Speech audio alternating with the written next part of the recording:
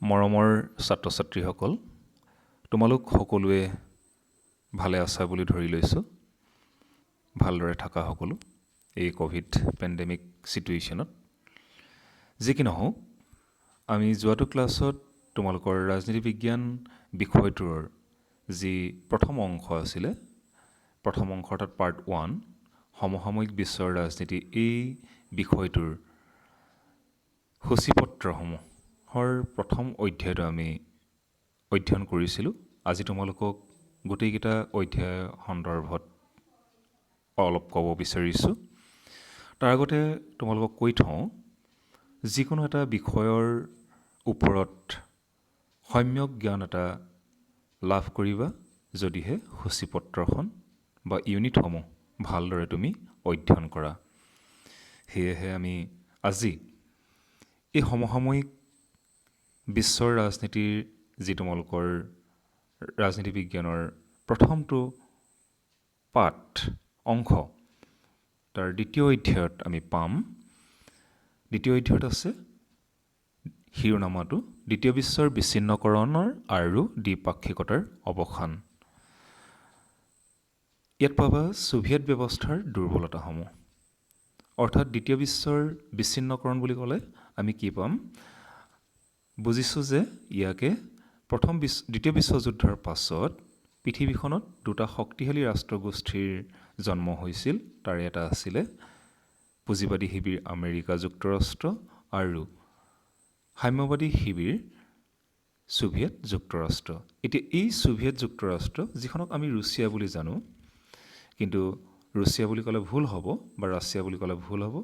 আগত ছোভিয়েট যুক্তৰাষ্ট্ৰ বুলি ক'লে 1991 চনৰ আগলৈকে ছোভিয়েট যুক্তৰাষ্ট্ৰ বুলি কোৱা হৈছিলে। সেই ছোভিয়েট যুক্তৰাষ্ট্ৰৰ ব্যৱস্থাৰ দুৰ্বলতাসমূহ, মিখাইল গভৰ্চেভ আৰু বিচ্ছিন্নকৰণ, কেনেধৰণে ছোভিয়েট যুক্তৰাষ্ট্ৰত মিখাইল গভৰ্চেভে শাসন কৰিছিল আৰু সেই তেখেতৰ শাসনকালৰ সময়ছোৱাত ছোভিয়েট যুক্তৰাষ্ট্ৰ কেনেধৰণে বিচ্ছিন্নকৰণ হৈ গ'ল।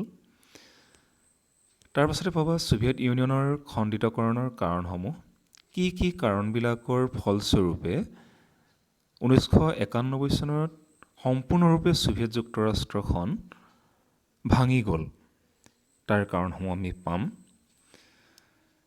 তাৰ পাছতে তোমালোকে পাবা সাম্যবাদী শাসনোত্তৰ কালত গণতান্ত্ৰিক ৰাজনীতি আৰু পুঁজিবাদী ব্যৱস্থা। মৰমৰ ছাত্ৰ ছাত্ৰীসকল, ইয়াত তোমালোকে দেখিছা কেইটামান নতুন শব্দ বা তেনেধৰণৰ পাবা।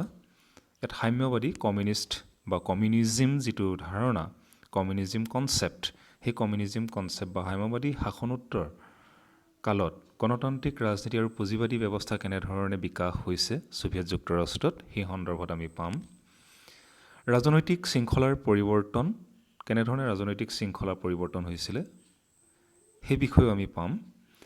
নতুন আন্তঃৰাষ্ট্ৰীয় অৰ্থনৈতিক শৃংখলা সন্দৰ্ভত আমি ইয়াত পাম, যাক নিউ বুলি কোৱা হয়, NIEO, new international economic order. নতুন আন্তঃৰাষ্ট্ৰীয় অৰ্থনৈতিক শৃংখলা, তোমালোকে জানা বা তোমালোকে পাবা, অৰ্থনীতি বিষয়টো পঢ়িলে পাবা যে আন্তঃৰাষ্ট্ৰীয় অৰ্থনৈতিক ব্যৱস্থাই প্ৰত্যেকখন ৰাষ্ট্ৰত, আন্তঃৰাষ্ট্ৰীয় অৰ্থনৈতিক ব্যৱস্থাই প্ৰত্যেকখন ৰাষ্ট্ৰত প্ৰভাৱ বিস্তাৰ কৰে আৰু সেই ৰাষ্ট্ৰখনত বসবাস কৰা জনসাধাৰণৰ জীৱনত এই প্ৰভাৱ বিস্তাৰ কৰে। গতিকেলৈ মৰমৰ ছাত্ৰ ছাত্ৰীসকল, এই সন্দৰ্ভত আমি পাম এটা নতুন বিষয়। তাৰপিছতে তোমালোকে পাবা সাম্যবাদী শাসনোত্তৰ কালত যৌথ সংস্কাৰ কেনেধৰণৰ লোৱা হৈছিল, সেই সন্দৰ্ভত আমি তাত পঢ়িবলৈ পাম দ্বিতীয় অধ্যায়টোত।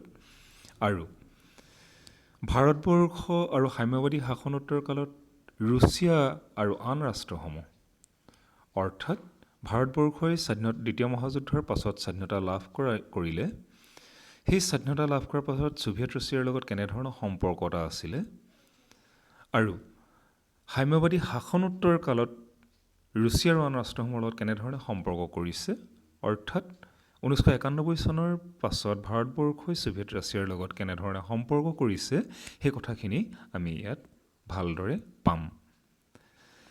এতিয়া তৃতীয় অধ্যায়লৈ আহিছোঁ। তৃতীয় অধ্যায়ত তোমালোকে এটা নতুন শিৰোনাম পাবা, বিশ্বৰ ৰাজনীতিত আমেৰিকাৰ আধিপত্য।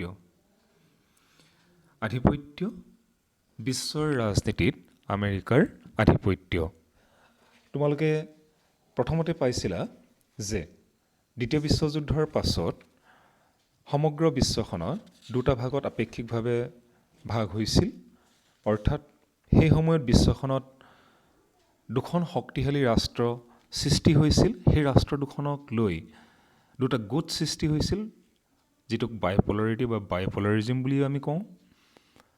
আৰু 1991 চনত এখন শক্তিশালী ৰাষ্ট্ৰ গোট, যিটো সাম্যবাদী শিবিৰ ছোভিয়েট যুক্তৰাষ্ট্ৰ ভাঙি যোৱাৰ পাছত আমেৰিকা যুক্তৰাষ্ট্ৰ সৰ্বশক্তিশালী ৰাষ্ট্ৰ হিচাপে পৰিগণিত হ'ল, যাক কোৱা হৈছে US dominance in world politics. আজিও বিশ্বৰ ৰাজনীতিত আমেৰিকাই আধিপত্য স্থাপন কৰি আছে নেকি, বা কেনেধৰণে কৰিছে, সেই কথাখিনি আমি ইয়াত পাম। তাৰ আগতে এই অধ্যায়টোত তোমালোকে পাবা আধিপত্য বুলি ক'লে কি বুজা। হেজিমনি, ইংৰাজী যিটো শব্দ, আধিপত্যই কি সূচায়। আমেৰিকা আৰু আন্তঃৰাষ্ট্ৰীয় ৰাজনীতি, আমেৰিকা আৰু আন্তঃৰাষ্ট্ৰীয় ৰাজনীতি, অৰ্থাৎ আন্তঃৰাষ্ট্ৰীয় ৰাজনীতিত আমেৰিকাৰ যুক্তৰাষ্ট্ৰৰ প্ৰভাৱ কেনেধৰণৰ পৰিছে, তাক আমি পাম। মানৱ অধিকাৰ আৰু আমেৰিকা যুক্তৰাষ্ট্ৰৰ, অৰ্থাৎ human rights and United states of America, এই কথাখিনি আমি তাত পাম। তাৰপিছতে আমি পাম অৰ্থনৈতিক কূটনীতি, সন্ত্ৰাসবাদ আৰু আমেৰিকাৰ যুক্তৰাষ্ট্ৰ। তোমালোকে জানা বিশ্বত সন্ত্ৰাসবাদী কাৰ্যকলাপ বিশ্বৰ বিভিন্ন প্ৰান্তৰ ৰাষ্ট্ৰত গঢ় লৈ উঠিছে, আৰু সেইবিলাক ৰাষ্ট্ৰসমূহে একত্ৰিত হৈ নাইকিয়া কৰিবলৈ চেষ্টা কৰি আছে। গতিকে এই ক্ষেত্ৰত সন্ত্ৰাসবাদ নিৰ্মূল কৰাৰ ক্ষেত্ৰত বা আমেৰিকা যুক্তৰাষ্ট্ৰই কেনেধৰণৰ ভূমিকা পালন কৰিছে, সেই কথাখিনি আমি ইয়াত পাম। তাৰপিছত পাবা তোমালোকে নিৰাপত্তা সাহাৰ্য আঁচনি, প্ৰথম উপসাগৰীয় যুদ্ধ, সন্মিলিত গোট গঠন, আমেৰিকাৰ প্ৰাধান্যতা আৰু এই ৰাষ্ট্ৰৰ অৰ্থনীতি আৰু আদৰ্শৰ প্ৰতি প্ৰত্যাহ্বান। তাৰপিছতে আমি পাম আমেৰিকা আৰু ভাৰতৰ সম্বন্ধৰ পুনৰুত্থান, ভাৰত আৰু আমেৰিকাৰ সম্বন্ধৰ ওপৰত বিতৰ্ক।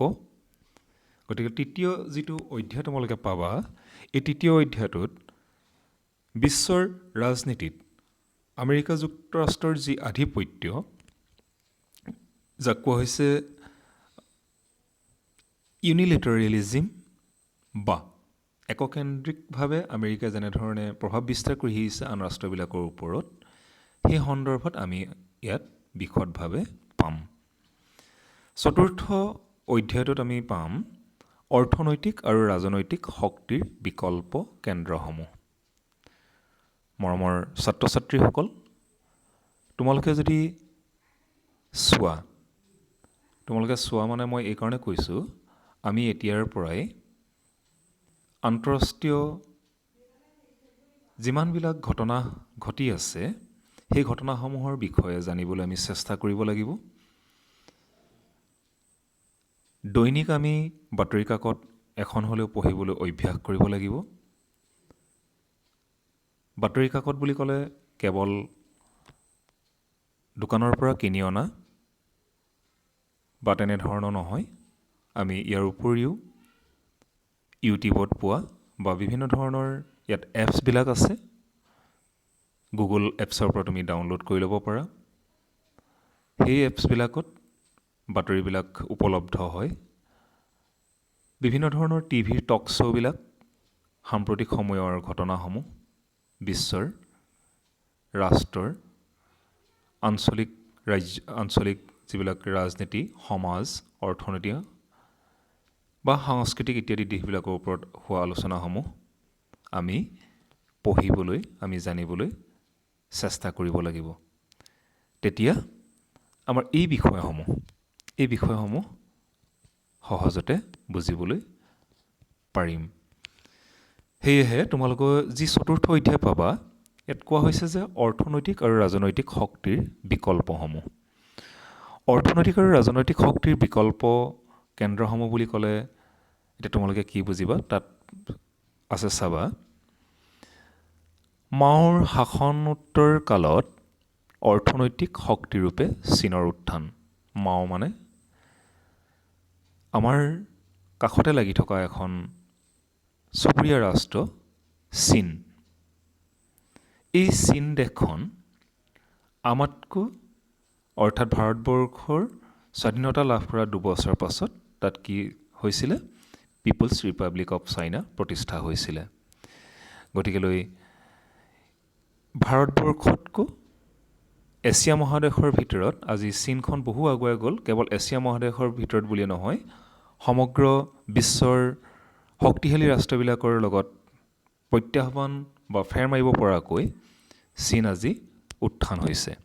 এই চীনৰ নিৰ্মাতা মাও জেডং আছিলে। সেই মাওৰ শাসনোত্তৰ কালত অৰ্থনৈতিক শক্তিৰূপে চীনৰ কেনেধৰণে উত্থান হৈছে সেই কথাখিনি আমি ইয়াত পাম। ইউৰোপীয় সংঘ অৰ্থাৎ ইউৰোপিয়ান ইউনিয়ন, ইউৰোপ মহাদেশৰ ৰাষ্ট্ৰবিলাকক একেলগ কৰি যি সংঘ বা ইউনিয়ন গঠন কৰা হৈছে, সেই ইউনিয়নে কেনেধৰণে প্ৰভাৱ বিস্তাৰ কৰিছে অৰ্থনৈতিক আৰু ৰাজনৈতিক ক্ষেত্ৰত সেই সন্দৰ্ভত পাম। তদুপৰি দক্ষিণ পূব এছীয় ৰাষ্ট্ৰৰ সংগঠনসমূহ আমাৰ ভাৰতবৰ্ষকে আদি কৰি পিনে ইয়াৰ চুবুৰীয়া যিবিলাক দাঁতিৰে কাষৰীয়া ৰাষ্ট্ৰ আছে, যাক আমি দক্ষিণ পূব এছিয়া মহাদেশৰ দক্ষিণ পূব অঞ্চলৰ যিবিলাক ৰাষ্ট্ৰ, এই ৰাষ্ট্ৰসমূহক লৈ পিনে গঠন হোৱা যিবিলাক সংগঠন, সেই সংগঠনসমূহৰ বিষয়ে আমি অলপ পাম ইয়াত পঢ়িবলৈ। মুক্ত বাণিজ্য এলেকা আৰু মুক্ত বাণিজ্য চুক্তি। মুক্ত বাণিজ্য এলেকা আৰু মুক্ত বাণিজ্য চুক্তি তোমালোকে এই সন্দৰ্ভত পাঠটোত বিশদভাৱে পাবা। তথাপিও তোমালোকক কৈ থৈছোঁ, আজি আমি বিশ্বায়নৰ যুগত বসবাস কৰিছোঁ। শেষৰ ফাললৈ সেই পাঠটি আছে। এই বিশ্বায়নৰ যুগত আমাৰ কি হৈছে চোৱা, আজি আমি এনেধৰণে ক্লাছ কৰিছোঁ ক'ভিডৰ কাৰণে। আমি ঘৰত থাকিয়ে ক্লাছবোৰ কৰিব পাৰিছোঁ। হাতত মোবাইলটো আছে, কম্পিউটাৰ আছে বা ইণ্টাৰনেট ইয়াত সংযোগ হৈছে, সেইকাৰণে সম্ভৱ হৈছে। কিন্তু এটা সময়ত এইবিলাক সম্ভৱ হোৱা নাছিলে, অৰ্থাৎ যোগাযোগৰ মাধ্যমটো এনেধৰণৰ ক্ষিপ্ৰগতিত হোৱা নাছিল। বোলে মুক্ত বাণিজ্য যেতিয়া আৰম্ভ হ'ল,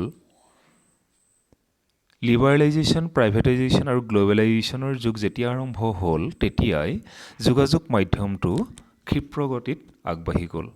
আৰু তেনেধৰণেই বিশ্বৰ বিভিন্ন প্ৰান্তৰ ৰাষ্ট্ৰবিলাকত ইয়াৰ অৰ্থনীতি, ইয়াৰ ৰাজনৈতিক, ইয়াৰ সমাজ জীৱনত প্ৰভাৱ বিস্তাৰ কৰিব ধৰিলে।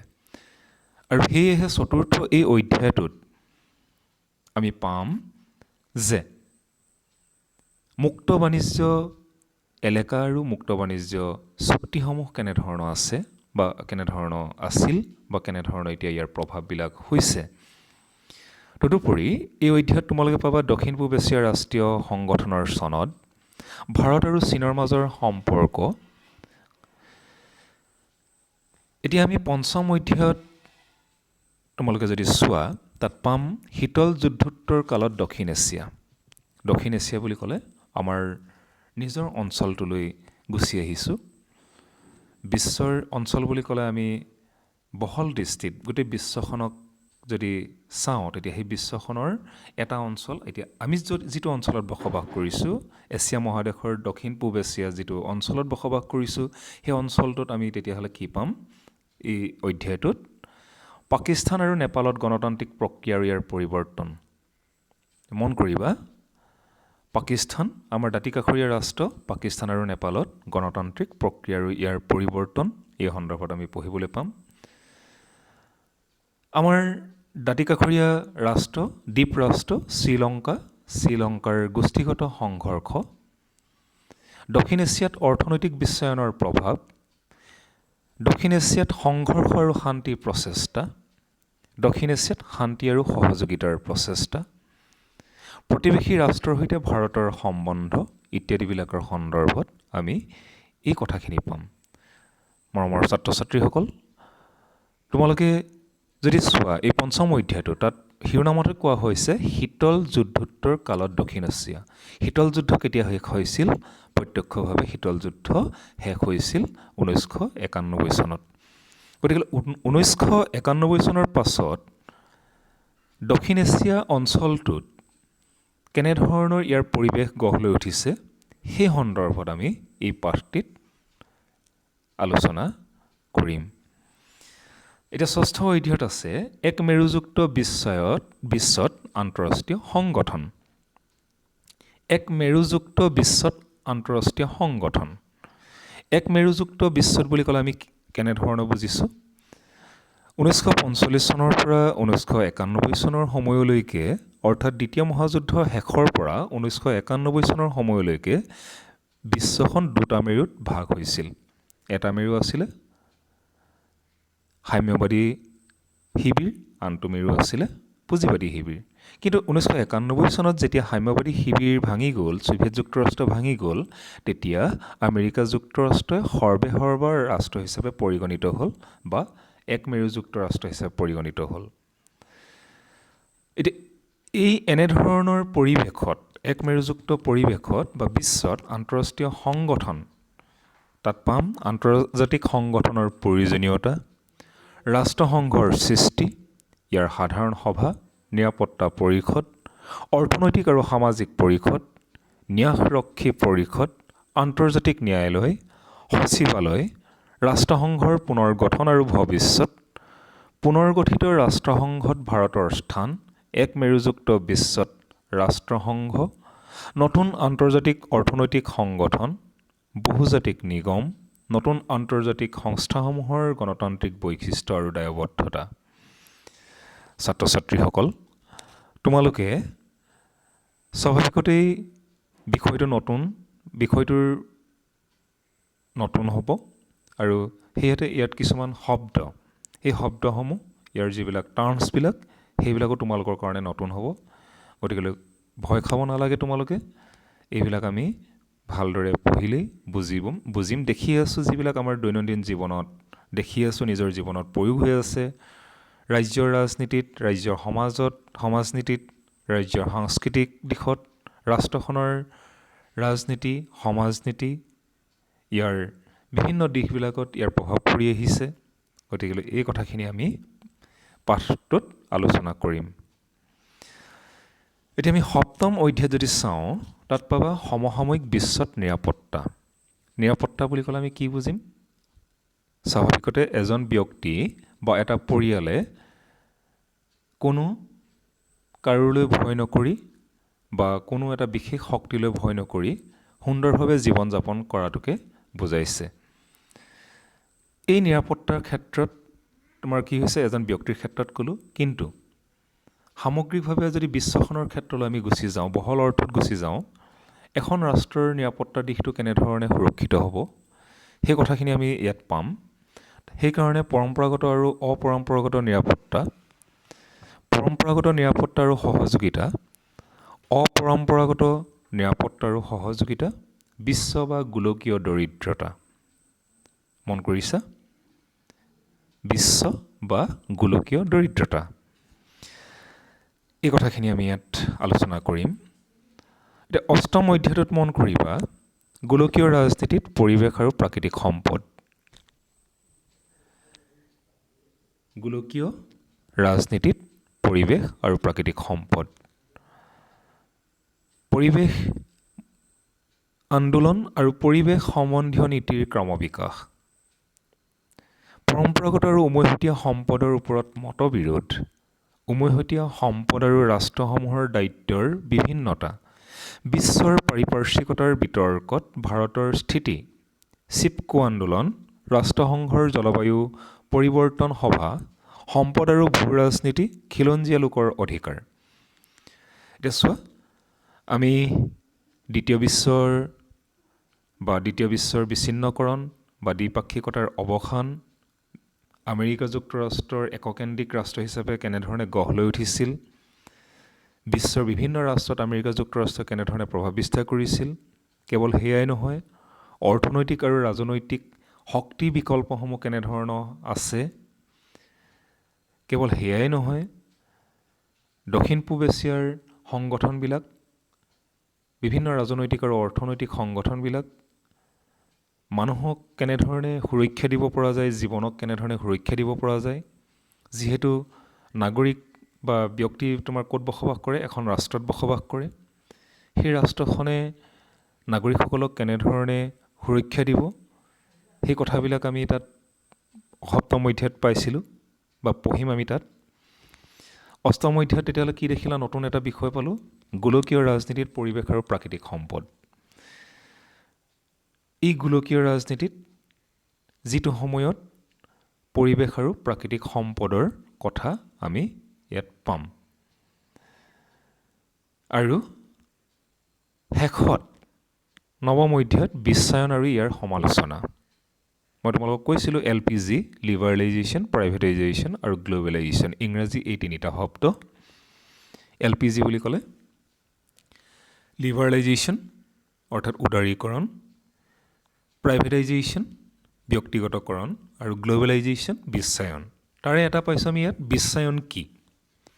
বিশ্বায়নৰ কাৰণসমূহ, বিশ্বায়নৰ প্ৰভাৱ, বিশ্বায়নৰ ফলশ্ৰুতি সম্পৰ্কীয় যি বিতৰ্ক, বিশ্বায়ন বিৰোধী যিবিলাক আন্দোলন, ভাৰতবৰ্ষত বিশ্বায়ন আৰু ইয়াৰ বিৰুদ্ধে আন্দোলন। মৰমৰ ছাত্ৰ ছাত্ৰীসকল, তোমালোকে এই গোটেই যদি কিতাপবিলাক ইতিমধ্যে তোমালোকে পাইছা, তেতিয়াহ'লে তোমালোকে ইয়াৰ সূচীপত্ৰখন ভালদৰে চাবা আৰু আগতীয়াকৈ পঢ়িও থৈ দিবা বিষয়সমূহ। কেৱল ৰাজনীতি বিজ্ঞান বুলিয়ে নহয়, প্ৰতিটো বিষয়ে পঢ়ি থৈ দিবা তোমালোকে। আৰু আমি পৰ্যায়ক্ৰমে পঢ়ি যাম। ছাৰ বাইদেউসকলে তোমালোকক বুজাই যাব কথাবিলাক, তোমালোকে সোনকালে তেতিয়া বুজি পাবা। আৰু এটা মই কথা ক'ব বিচাৰিছোঁ এইখিনিতে, যে তোমালোকৰ হাতত যিহেতু স্মাৰ্টফোনটো আছে, এতিয়া যে আমি এনেধৰণে ক্লাছ কৰি আছোঁ, তোমালোকে প্ৰতিটো কথা ইউটিউবত সহায় ল'ব পাৰা, গুগলৰ সহায় ল'ব পাৰা।